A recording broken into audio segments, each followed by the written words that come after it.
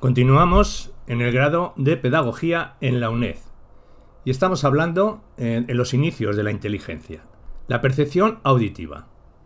Como ya hemos visto, al hablar de la vida del feto, diferentes trabajos han mostrado que el sistema auditivo comienza a funcionar durante el periodo de gestación. Cuando el feto está dentro del útero, percibe los ruidos internos de la madre, como el latido del corazón y también su voz. Aunque el medio líquido en el que se encuentra atenúa mucho los sonidos, parece que las frecuencias bajas se transmiten mejor que las altas. Pero aún más que el mero hecho de percibir sonidos, el recién nacido parece reconocer y preferir determinados sonidos. Así, las voces humanas o la música parecen estímulos privilegiados frente a otros tipos de sonidos. La preferencia por la voz materna no se ha encontrado cuando se comparan la voz del padre con la voz de otros hombres, lo cual indica que la preferencia se debe a la experiencia intrauterina. Además del reconocimiento y preferencia por la voz de la madre, los recién nacidos parece que ya distinguen entre diferentes sonidos del habla.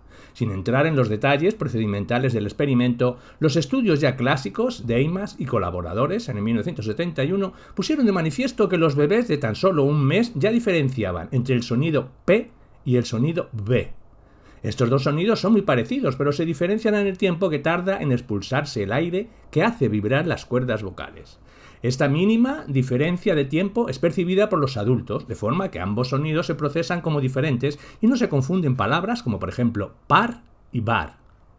Como adelantamos en el capítulo anterior, otros estudios encontraron que en muchos casos bebés pertenecientes a comunidades lingüísticas diferentes distinguen los mismos sonidos aunque no estén presentes en su lengua, algo que los adultos no somos capaces de hacer. Esta capacidad de discriminación fonológica se mantiene durante unos meses y luego se pierde.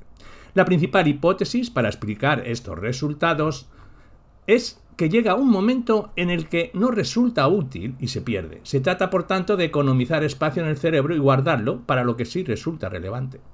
Todos estos resultados han sido interpretados desde algunas perspectivas teóricas como evidencias de que los bebés vienen al mundo dotados de mecanismos específicos para procesar y aprender el lenguaje.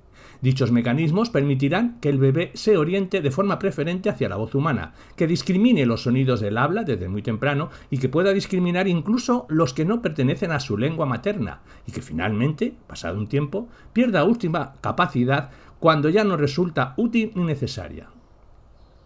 A pesar de la aparente armonía entre todos estos datos, otros estudios han venido a cuestionarlos. Por una parte, algunos trabajos no han encontrado los mismos resultados respecto a la discriminación de sonidos, y por otra, esa capacidad se ha observado en otros mamíferos, como las chinchillas y los macacos, que no desarrollan lenguaje. El que otros mamíferos también perciban de forma categórica los sonidos del habla apoya la idea de que esta capacidad constituye más bien un legado filogenético, a partir de la cual el hombre ha podido elaborar después un código fonético. En el capítulo siguiente se retomarán estos aspectos sobre la percepción del lenguaje y profundizaremos en otros más complejos. Y determinamos este apartado con una breve referencia acerca de cómo se perciben los bebés las composiciones musicales, dado que la música constituye una producción exclusivamente humana y que ha sido un tema investigado en los últimos años, y vamos a ofrecer un resumen.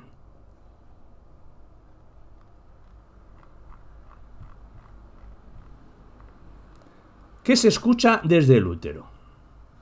¿Cómo se ha investigado?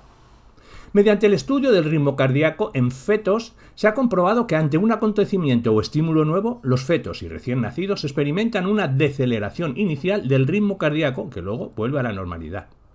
Procedimiento. La madre está tumbada, tranquila. Se registra el ritmo cardíaco del feto. En cierto momento, la madre comienza a dirigirse al feto en lenguaje maternal. Le dice, por ejemplo, «Hola, bebé, ¿cómo estás hoy?». Durante la emisión de la madre se realiza un segundo registro del ritmo cardíaco del bebé. ¿Qué se observa? Hay una deceleración del ritmo cardíaco al comienzo de la emisión verbal de la madre. El ritmo cardíaco no se altera cuando la madre permanece en silencio o susurra. Este tipo de medidas también se han tomado ante estímulos musicales observándose las mismas respuestas.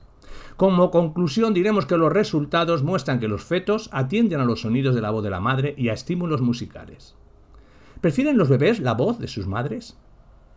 Se han realizado experimentos con bebés de 72 horas a los que se presentan muestras de habla emitidas por sus madres y por otras mujeres. ¿Cómo se ha investigado? Mediante la técnica de preferencia, el bebé es expuesto a los estímulos de interés y a la vez succiona un chupete conectado a un ordenador que registra la tasa de succión. ¿Cuál es el procedimiento? El bebé escucha una serie de sílabas, pat, pat, pat, previamente grabadas por un investigador y succiona. Después se presenta una grabación con la voz de su madre. Posteriormente se le presenta otra serie de sílabas diferentes, pest, pest, pest, mientras succiona y a continuación una grabación con la voz de otra mujer que no es su madre. ¿Qué es lo que se observa? En la fase experimental se presenta de nuevo al bebé otra serie de sílabas. La comparación crítica es la siguiente. ¿Succionará más el bebé cuando oiga la serie de sílabas que precedía a la voz de la madre o a la voz de la otra mujer? En los resultados vemos que los bebés succionan más ante la serie de sílabas que se asoció con la voz de la madre. Y como conclusión podemos decir que por una parte el bebé es capaz de aprender la asociación entre estímulos. La serie de sílabas precede la voz de la madre y además prefiere claramente la voz de ella. Los estudios realizados sobre la percepción de las escalas y los estilos musicales indican que la discriminación es más fina cuando la música que se escucha es la propia del ambiente, es decir, a la que se está acostumbrado. Así, cuando bebés occidentales escuchen música hindú percibirán menos detalles como cambios de escala o tonos desafinados que cuando escuchen música occidental. También se ha estudiado que si los bebés pueden almacenar composiciones musicales en la memoria a largo plazo. Cuando los bebés se habitúan a piezas musicales, parecen reconocerlas incluso hasta 3 semanas más tarde. No obstante, a los 6 meses no reconocen la pieza cuando se interpreta con otro timbre o con otro tempo. La manera en que los padres y madres cantan a sus bebés es otra forma de conocer la música. Esta forma de cantar tiene elementos particulares que la distinguen de cualquier otra interacción. Un tono alto, un tempo lento y una expresividad a la vez que se canta. Algunos autores han encontrado que los modos de cantar de padres y madres son diferentes. Las madres parecen cantar más a menudo, pero interpretan melodías más simples y estereotipadas. Los padres cantan melodías más complejas, no necesariamente orientadas hacia el bebé y a menudo inventadas. No obstante, ambos tienen en común que cuando cantan en presencia del bebé aumentan su expresividad, algo que no realizan cuando el bebé no está presente. Es curioso cómo este tipo de rasgos propios del canto de los adultos se encuentra también cuando los propios niños cantan a compañeros o amigos. Como señalamos antes, la melodía y la tonalidad parecen ser elementos importantes en la adquisición del lenguaje, pero también en la comunicación afectiva y en el establecimiento del apego. Hablemos del olfato, del gusto y del tacto. Estos otros sentidos han recibido mucha menos atención que la vista y el oído, quizá porque las capacidades del recién nacido y el bebé en estos ámbitos están más claras y suscitan menos debate. Como ya hemos visto en el capítulo anterior, desde muy temprano, en el periodo de gestación, los fetos pueden detectar olores y sabores a través del líquido amniótico. Además, las expresiones faciales y la orientación hacia determinados olores y sabores permiten suponer que ambos sistemas transmiten información y funcionan ya de forma similar a cómo lo hacen en el adulto. En lo referente al olfato, en los recién nacidos se observan giros de cabeza y muecas de asco cuando se le presentan olores desagradables. También aparecen apreciar los olores agradables con expresiones faciales positivas y ausencia de movimientos de rechazo. Algunos trabajos se han preguntado si además de detectar olores, los recién nacidos eran capaces de reconocer olores conocidos. Por ejemplo, algunos investigadores han colocado 2 algodones, uno impregnado del olor de la madre y otro del olor de otra mujer, cerca de las mejillas de recién nacidos de 1 semana. A partir del 6º día observaron que los bebés se giraban con mayor frecuencia hacia el algodón con el olor de su madre. Este reconocimiento pone de manifiesto que el sistema olfativo de los bebés funciona desde muy temprano y además que los procesos de memoria y reconocimiento de estímulos se aplican a diferentes modalidades sensoriales. Para saber si los bebés distinguen los sabores se ha procedido de manera similar a como se ha trabajado con el olfato, es decir, se les ha dado a probar soluciones con sabor dulce, salado, amargo y ácido. A las pocas horas de nacer, los bebés realizan muecas faciales diferentes al probar los sabores dulce, amargo y ácido. Cuando prueban soluciones dulces, chupan con mayor intensidad, consumen más y se calman antes cuando lloran. Algunos trabajos encuentran que el recién nacido no detecta el salado hasta los 4 meses, mientras que otros encuentran un rechazo de este sabor desde el nacimiento hasta los 4 meses. Para terminar con este apartado, simplemente haremos explícito que los recién nacidos ya perciben sensaciones táctiles y dolor. Así, por ejemplo, las reacciones ante los pinchazos ponen de manifiesto el funcionamiento de este sentido desde el inicio de la vida. Seguramente el feto también percibe sensaciones de este tipo antes de nacer. Hablemos de la percepción intermodal. Además del estudio de los diferentes sentidos que hemos ido viendo, algunos investigadores han preguntado si los bebés pueden conectar los estímulos que provienen de diferentes modalidades sensoriales. Los adultos asociamos una cara con una voz y reconocemos algunos objetos mediante el tacto. Estos procesos son posibles porque conectamos las entradas que provienen de dos o más modalidades sensoriales diferentes para representarnos o conocer la misma persona u objeto. La cuestión tiene una gran importancia y se han planteado desde los orígenes del estudio del conocimiento. La capacidad para relacionar modalidades sensoriales permite dotar al entorno de estabilidad y unidad independientemente de las distintas facetas de los estímulos que nos presentan las diversas modalidades sensoriales. Así, al integrar la textura, la imagen y el sonido que produce un objeto, entendemos que se trata de uno solo y el mismo, y no tres objetos diferentes. Pero, ¿pueden los bebés también realizar estas asociaciones o se trata de mecanismos que se activan más tarde a lo largo del desarrollo? Si los recién nacidos ya disponen de este mecanismo, podemos pensar que perciben el mundo con cierta unidad y que no necesitan aprender que los objetos tienen propiedades visuales, auditivas, táctiles y que se integran. Al contrario, si esta capacidad se adquiere mediante la experiencia con los propios objetos, entonces el bebé deberá aprender que las distintas entradas sensoriales procedentes de un mismo objeto pertenecen en realidad al mismo. Los estudios llevados a cabo han inspeccionado la conexión entre algunas modalidades sensoriales como la vista y el tacto, la vista y el oído o la vista y la propiocepción.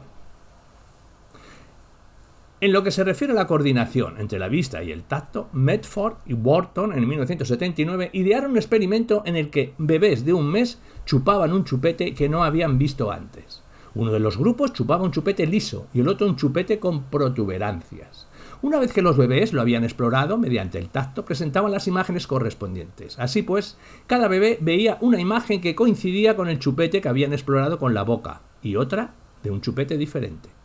Los bebés miraron más tiempo la imagen del chupete que coincidía con el que habían explorado, mostrando capacidad para emparejar ambos planos del estímulo. La habilidad para relacionar un acontecimiento visual con uno sonoro también ha sido estudiada con bebés. Desde el nacimiento, los bebés localizan los sonidos girando la cabeza y los ojos en la dirección en que se produce. Aunque esta capacidad está presente desde el nacimiento, parece que a partir de los 4 meses se vuelve más eficaz y controlada. Igualmente, otros aspectos de la coordinación entre la vista y el oído aparecen de forma clara a los 4 meses. Kuhl y Medford, en 1982, presentaron 2 vídeos simultáneos en los que se veía una persona pronunciando una A en una de las imágenes y una I en la otra. El sonido que escuchaban los bebés correspondía a uno de los 2 fonemas. Desde los 4 meses, los bebés miraron más la imagen que se correspondía con el sonido que escuchaban. Este mayor tiempo de mirada se interpretó como la prueba de que existía una capacidad para establecer correspondencia entre un estímulo auditivo y uno visual. En este mismo sentido, hay trabajos que muestran que a partir de los 4 meses los bebés también prefieren mirar la imagen de una persona cuyos movimientos labiales coinciden con el sonido frente a la de una persona cuyos movimientos están desajustados con el sonido. A los adultos nos resulta muy desagradable observar desajustes entre el sonido y los movimientos labiales cuando, por ejemplo, una película está mal doblada. Tomando esta interpretación que se produce en el adulto, los estudios con bebés muestran que desde muy temprano los bebés también son sensibles a estos desajustes. Una última modalidad de conexión entre diferentes sentidos a la que vamos a referirnos es la imitación de gestos. La imitación de gestos observados en un modelo necesita de la coordinación entre la visión y la propiocepción. Así, por ejemplo, si un bebé observa a un adulto sacar la lengua y consigue imitar el gesto, está poniendo en relación lo percibido mediante la vista con la ejecución en su propio cuerpo del movimiento a imitar.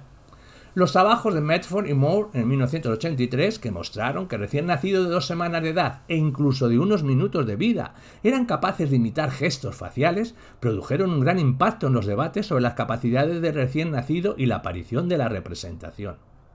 Para estos autores, el que los recién nacidos pudieran reproducir el gesto de abrir y cerrar la boca, o sacar y meter la lengua, constituía una prueba de la existencia de una capacidad representacional innata, que permitía la integración de estas modalidades sensoriales. Así, el bebé podía representarse la información visual y la propioceptiva, compararlas y ejecutar una acción. Estas conclusiones iban en contra de la teoría formulada por Piaget sobre el periodo sensoriomotor, quien pensaba que la capacidad para manejar y producir representaciones aparecía bastante más tarde en el desarrollo, a partir del año y medio. Más adelante volveremos sobre la imitación, pero valga la información hasta aquí presentada como muestra de la integración de otras modalidades sensoriales. Aunque los datos que hemos ofrecido hasta el momento parecen indicar que los bebés pueden desde muy pronto relacionar información sensorial de diversas modalidades, es necesario aclarar que una cosa es relacionar eventos, por ejemplo visuales y auditivos, y otra integrar información recibida mediante diferentes sentidos para identificar objetos. Existen dos limitaciones que imponen un ritmo a esta integración de información: la maduración de los sistemas periférico y central y el ejercicio de ambos sistemas mediante la interacción con el entorno. Estas dos limitaciones se han revelado al observarse que las transferencias de información entre modalidades sensoriales no son reversibles durante el primer año. Por ejemplo, bebés de 2 meses pueden reconocer mediante la vista un objeto que han manipulado, pero no pueden reconocer mediante el tacto un objeto antes visto. Lo contrario ocurre a los 5 meses. El bebé reconoce mediante el tacto un objeto de que ha visto antes, pero no logra reconocer mediante la vista un objeto inspeccionado previamente mediante el tacto. Podemos, pues, concluir que la unidad de los sentidos no es innata ni aprendida. Por una parte, el bebé establece relaciones entre eventos procedentes de diversas modalidades sensoriales desde muy temprano, pero por otra necesita de la maduración del sistema y de la interacción con el entorno para que esta integración sea completa y eficaz para todas las modalidades y en todas direcciones. Hablemos de la explicación piagetiana del periodo sensoriomotor. Como anunciamos en la introducción, una vez resumidas las capacidades perceptivas del recién nacido, nos vamos a adentrar en la teoría que formuló Piaget sobre el desarrollo cognitivo durante los 2 primeros años de vida. Esta fase, que Piaget denominó periodo sensoriomotor, constituye un viaje evolutivo que conduce al bebé humano desde la actividad refleja, con la que viene equipado tras su nacimiento, hasta la conducta intencional más temprana y la capacidad simbólica. Veamos a qué nos referimos más en detalle. El bebé recién nacido posee una serie de conductas fijas que no dependen de la experiencia. Son los denominados reflejos del recién nacido. Entre los reflejos más conocidos están el reflejo de la prensión, el de la marcha y, por supuesto, el de la succión. Recordemos cómo estas conductas reflejas se van modificando y adaptando a lo largo de los primeros meses de vida. Por ejemplo, el reflejo de succión es básico para la supervivencia del bebé, por eso todos los bebés succionan nada más nacer. Sin embargo, el pezón de cada madre tiene una estructura particular, igual que los diversos tipos de tetinas con las que se alimentan los bebés. Por eso los niños realmente aprenden a mamar, o dicho en términos piagetianos, se acomodan a sus fuentes de alimentación a la vez que asimilan el pecho biberón a su esquema innato de succión. En este baile, asimilación-acomodación, logran perfeccionar el reflejo de succión con el que vienen equipados al nacer y se convierten en succionadores expertos, es decir, el reflejo de succión, que constituye en principio una habilidad interna al niño, se modifica adaptándose a las condiciones externas y se adapta al mundo exterior. Igual que sucede con el reflejo de succión, sucede también con el de prensión. En este caso, la conducta refleja de agarre de evolución hasta la conducta intencional de coger un objeto. Para ello, el niño ha de asimilar los objetos a su alcance, pero a la vez adaptar su conducta refleja las características de cada uno de ellos. Piaget diferenció 6 estadios dentro del periodo sensoriomotor. Como decíamos antes, a través de estos estadios o fases, el bebé humano realiza el viaje desde el ejercicio de los reflejos hasta el inicio de la conducta, primero intencional y luego simbólica. Antes de pasar a caracterizarlos en detalles, vamos a detenernos en explicar cuál es el núcleo de cada uno de ellos. Para esto es necesario definir los siguientes conceptos piagetianos que marcan la transición de unos estadios a otros dentro del periodo sensoriomotor. Resumen de conceptos piagetianos. En el periodo sensoriomotor son importantes la reacción circular primaria, la reacción circular secundaria, la intencionalidad o conducta intencional, la reacción circular terciaria y el inicio de la capacidad simbólica. Hablemos de ello. Las reacciones circulares primarias. Estas consisten en la repetición de acciones sobre el propio cuerpo que conducen a un resultado interesante. Por ejemplo, cuando el bebé muy pequeño encuentra por azar su dedo pulgar junto a su boca y comienza a chuparlo una y otra vez. de las reacciones circulares secundarias, estas son acciones orientadas hacia el exterior, hacia los objetos externos, y que producen, al igual que las primeras, resultados interesantes o atractivos para el bebé. Por ejemplo, un bebé de 4 meses que tiene un móvil colgando de su cuna, lo golpea una y otra vez produciendo el movimiento de este. El concepto de intencionalidad o conducta intencional se refiere a la búsqueda deliberada de una meta por medio de una serie de comportamientos subordinados a ella. La intencionalidad es una característica básica de la conducta inteligente. Por ejemplo, un bebé de 9 meses, que aún no gatea, ve un juguete interesante sobre su alfombra de juegos, pero no puede alcanzarlo de donde se encuentra. Entonces se le ocurre tirar de la alfombra hacia sí para coger el objeto. El concepto de reacción circular terciaria. Esta supone la búsqueda de un efecto interesante o resultado atractivo para el sujeto mediante la variación y experimentación de distintas acciones que conduzcan a tal efecto.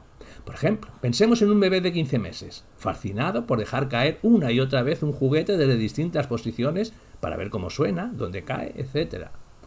En el estadio 6, el bebé pasa de utilizar esquemas de acción externa a utilizar nuevos medios internos para conseguir el fin que se proponga.